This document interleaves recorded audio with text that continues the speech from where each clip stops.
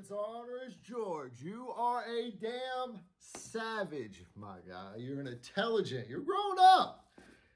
You're not like when you were 14. You're a little more mature. You're still evil as hell. But you're smart, you're intelligent, and you still have all the luck in the world, Prince Honors George. The King of Thorns. What a fantastic book. I didn't know what to expect. Why am I out of breath right now? God dang. I didn't know what to expect after reading The Prince of Thorns. I fell in love with that book. I fell in love with Prince George's character. King of Thorns. Prince George, you're growing up. You got some wits with you. You're strategic. You're planning ahead. You're making alliances. My man, you're on your way to being something special. I felt like this book improved upon the first one. I loved how you had two timelines and they ended up, mingling together because you understood the present because of what was happening 4 years in the past. I love the 4 years of the past, how he ran into Chella and he had his Gog, and Gog just being a little fire badass. He was lighting everything on fire. Thought that was hilarious. I thought Gog was going to make it through all three books. A little disappointed and sad when he died fighting an old dude. Meeting his grandpa and how he acted like he was a servant or whatever. And then he ended up revealing who he was and has an alliance with him because he married some little kid. But I just thought everything in the past. And how he met the ghost with the machines. And he had the little twist ending at the end of the book when he had the gun. I thought that was so fascinating. I loved how in the present, or I guess back when he was 14, in the present he gets married and he's going into war with Prince Arrow. And then the 4 years in the past explains everything building up until then. I thought it was fascinating how he got his ass whooped by the Prince of Arrows. And he told Macon, I will never, ever lose a fight again. You're going to train me. And I thought that was fantastic. It just shows his character and who he is. He's a little savage. He's a mature savage now. He's not a little kid anymore. He's 18. He's an adult in our age. What I love about the book also is how, I guess, from our time, what Prince George is doing is like 1,000 years into the future because he's still finding relics from our time, hence the gun, all these machines and the little the watch and all that. That's so fascinating how Mark Lawrence put that into the book. It's just, it was a page turner. I just had to keep reading page after page because I had to know what happened next. I like how Chella, I believe that's how you say her name, the necromancer's still, with his hand having a little bit of the necromancer in it, and he's still talking to Chella. Now she's a part of some bigger story that's going to happen in book 3, I'm assuming, with the King of the Dead, or whatever it's called.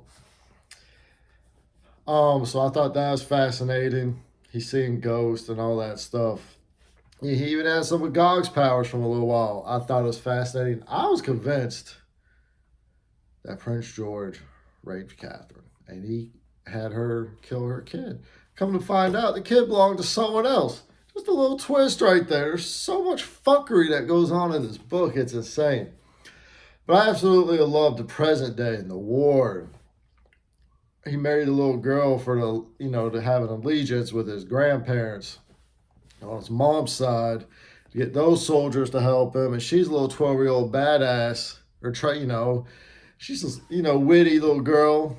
I love how Prince George he had like a men of 1,000 or something like that, and they destroyed 20,000 men. First he took out 3,000, I believe it was, with the avalanche.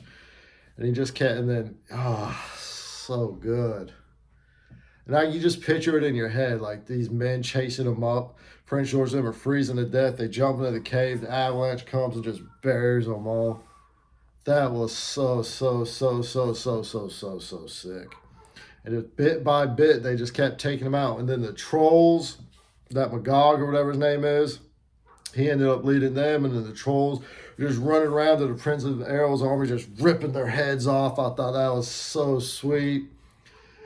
And then it just got down to a point where Prince George, him and his few men are just doing so much damage that the Prince of Arrows was going to be forced to accept his offer, which was a duel. And